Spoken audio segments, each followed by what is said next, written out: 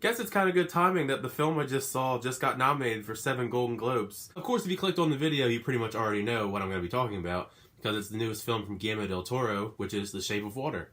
If you're not familiar with Guillermo del Toro's work, well, first of all, you should go out and watch a lot of his films.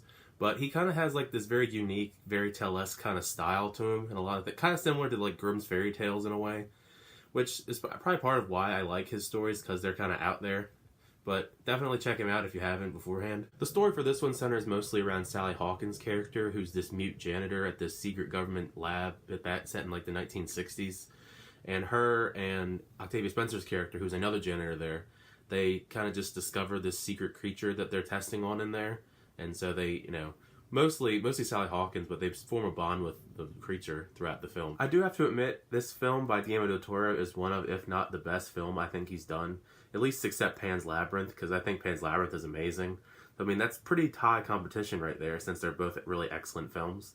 But pretty much everything in this film is just phenomenal. For starters, Sally Hawkins does an amazing job conveying all these different emotions and expressions just through like body language and different things in sign language, since, I mean, she's mute, so she can't actually speak. So she has to find other ways to actually express her point. Same goes for Doug Jones as well in this film as the creature, which isn't really a surprise since he's like the master of these kind of creature effect kind of roles. And he's also a regular in most of these Del Toro films the last several years, between Pan's Labyrinth, Crimson Peak, and both Hellboy films as Ape Sapien. Back when they actually started releasing stuff for this film, I actually thought that it maybe was connected, since the creature looks a lot like Ape Sapien. So, I mean, they never made that Hellboy 3 because they just chose to reboot it, so maybe I thought there'd be some loose tie, but it was obviously just wishful thinking. But you be the judge if they actually look similar, but I don't know, it could just be me. Don't get me wrong though, I do love the creature design for this. I mean, it's Doug Jones at his best. Probably my favorite Doug Jones role other than the Fawn in Pan's Labyrinth. I know it's not really a shock to say that Octavia Spencer did a great job as well in her supporting role as the other janitor in the film.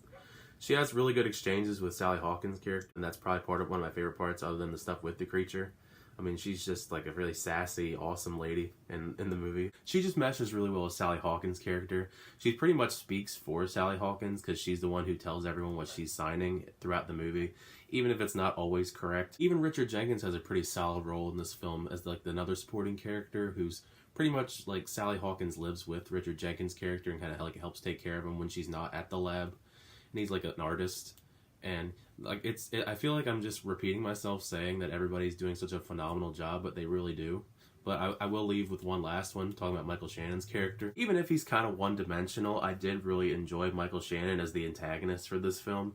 I mean, he is kind of like just being bad to be bad most of the time, but it's Michael Shannon, and he does a great job at it. He's just one of those people that is just meant to be the bad guy in a lot of films, and it works for him. I will find him! That one, not that one. It's actually kind of interesting how unique this film really is, because it really is kind of like a romanticized version of Creature from the Black Lagoon, which if you just told me about that, like, I wouldn't really take it very seriously.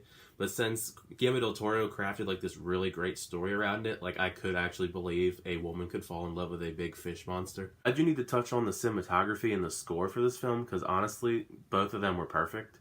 I mean, the score fits so well in so many of these scenes and just fully enhanced like the experience of going to see it. Like, I want to see it again, and I definitely want to just listen to the score again because it's like really beautiful. Like, I can't stress enough how great it is. So definitely just, even if you don't see the film, at least listen to the score.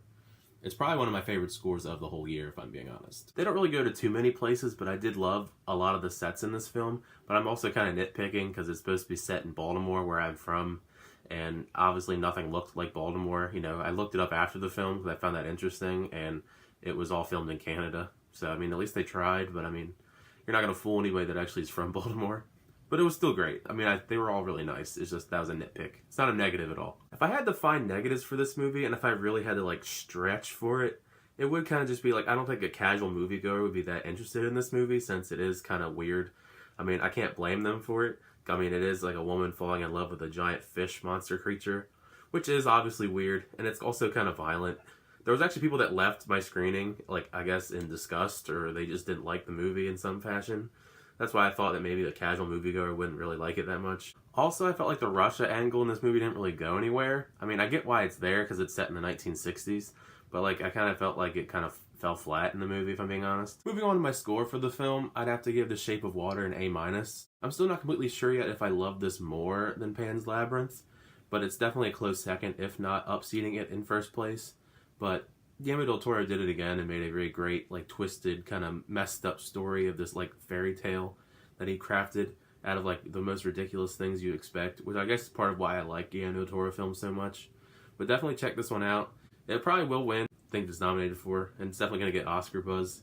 So, I mean, why not check it out? But anyway, thank you for checking out my video. Feel free to leave a like, comment your thoughts on the film, or if you've seen the film, or if you're going to see the film.